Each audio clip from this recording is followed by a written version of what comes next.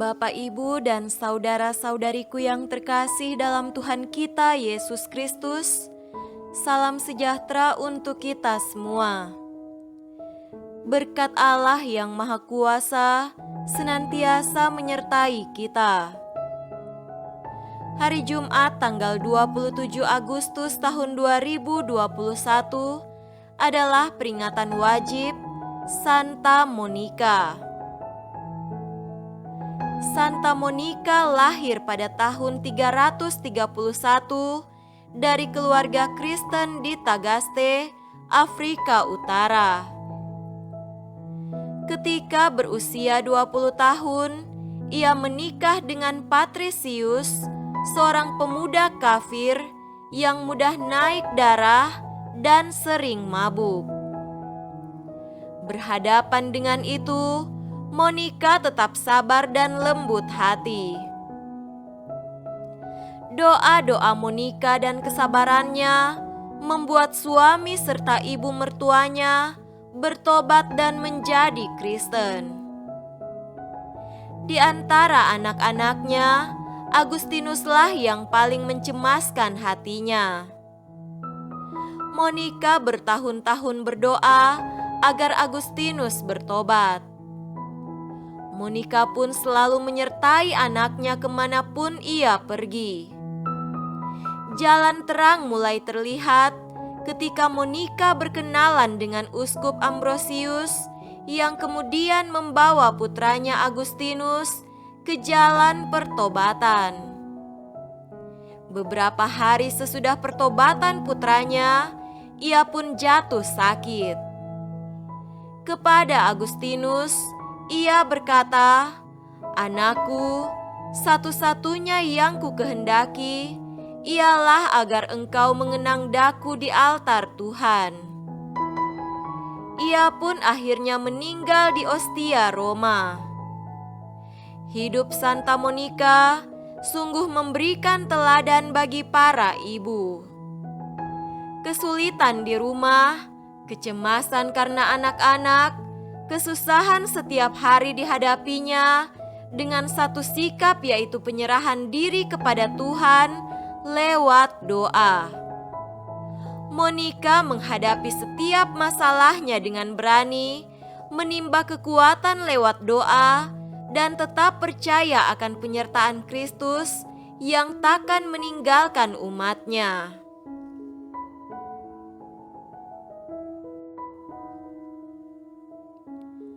Marilah kita mendengarkan dan merenungkan bacaan-bacaan kitab suci.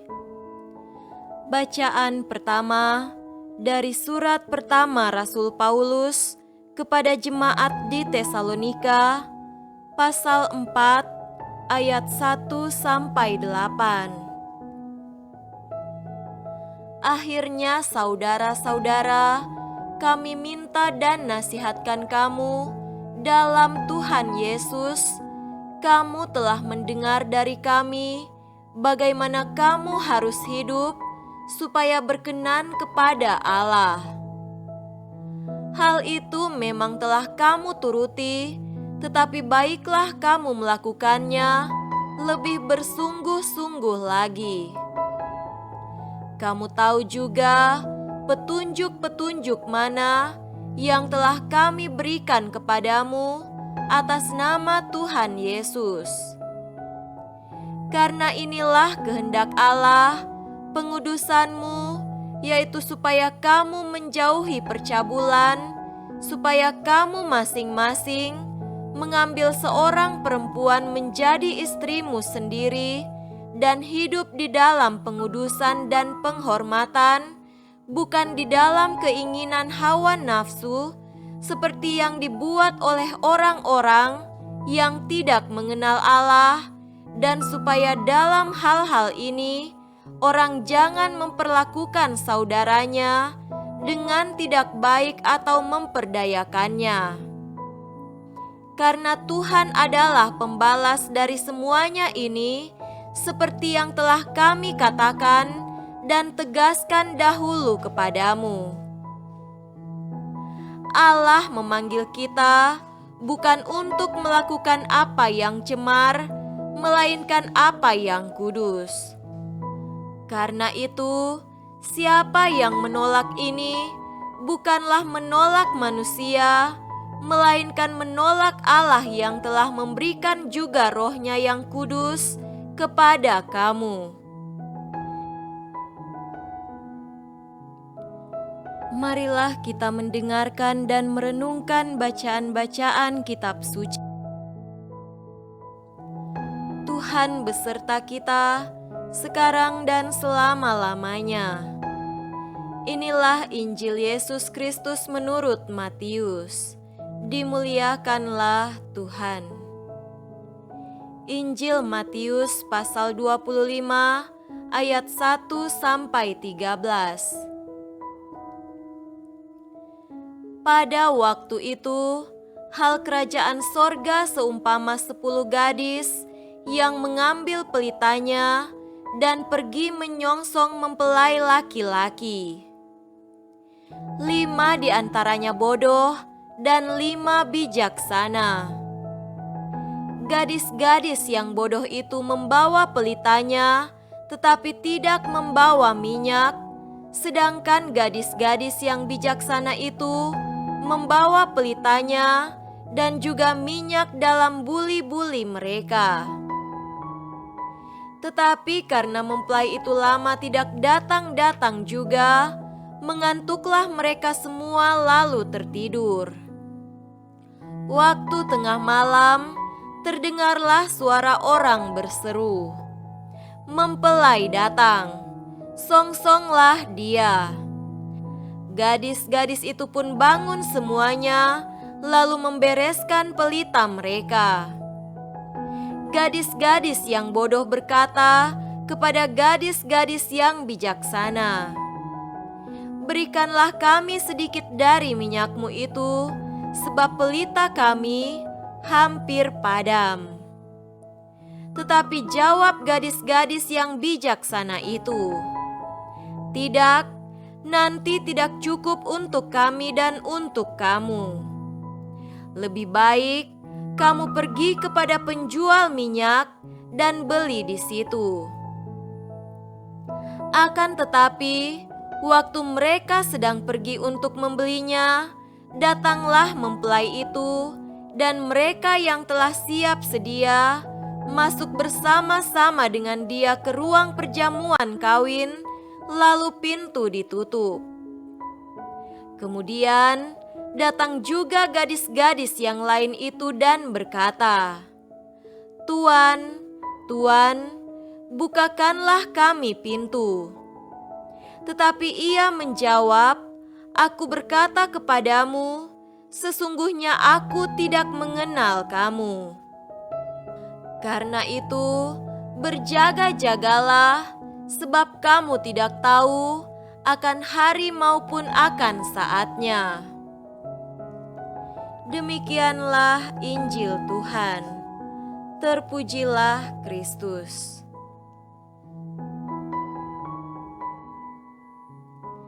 Saudara-saudariku yang terkasih dalam Tuhan kita Yesus Kristus, tema renungan kita pada hari ini adalah antara bijak dan bodoh. Thomas Alva Edison, penemu bola lampu listrik, mengatakan bahwa banyak kegagalan dalam hidup terjadi karena banyak orang tidak menyadari betapa dekatnya mereka dengan kesuksesan saat mereka menyerah. Kesuksesan dan kebahagiaan tidak pernah jatuh dari langit, tetapi selalu harus diusahakan dengan ketekunan dan kebijaksanaan. Demikian juga pencarian kerajaan surga membutuhkan usaha dan kebijaksanaan. Saudaraku terkasih, Yesus menyampaikan perumpamaan tentang 10 gadis bijak dan 10 gadis bodoh dalam rangka menjelaskan tentang situasi akhir zaman. Orang yang akan selamat adalah orang yang selalu siap sedia dan bertekun dalam perbuatan baik. Yesus memakai cerita tentang gadis-gadis yang menantikan mempelai laki-laki agar diperkenankan masuk dalam pesta nikah untuk menunjukkan betapa pentingnya keselamatan di akhir zaman. Bagi gadis-gadis Yahudi, mengikuti pesta nikah adalah kesempatan berharga agar mereka nanti bisa mendapatkan pasangan dalam acara tersebut. Kegagalan mengikuti pesta nikah akan membuat mereka tidak mendapatkan pasangan dan nasibnya sama dengan janda-janda Yahudi yang malang. Mereka akan dihina oleh masyarakatnya.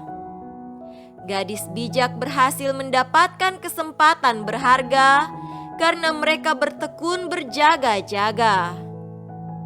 Mereka menemukan kebahagiaan yang istimewa yang dinanti oleh semua gadis Yahudi. Yesus mengajarkan bahwa orang yang bertekun dan bijak akan mendapatkan harta berharga, yaitu kerajaan surga, kebahagiaan sejati. Semua orang ingin selamat dan bahagia baik di kehidupan sekarang maupun kehidupan yang akan datang. Sebagai orang beriman, kebahagiaan sejati itu diperoleh dengan kesetiaan mendengarkan dan melaksanakan sabda Tuhan.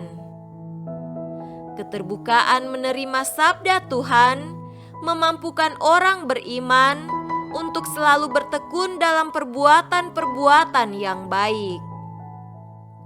Menjalin relasi yang intim dengan Tuhan dalam doa, ekaristi, dan bacaan kitab suci, serta praktek hidup rohani yang tekun, membantu kita mengerti dan menerima, serta melaksanakan sabda ilahi. Kehidupan rohani yang baik menjadi dasar kuat bagi relasi yang sehat dengan sesama dan bekal untuk menggapai kebahagiaan sejati. Semoga demikian. Amin.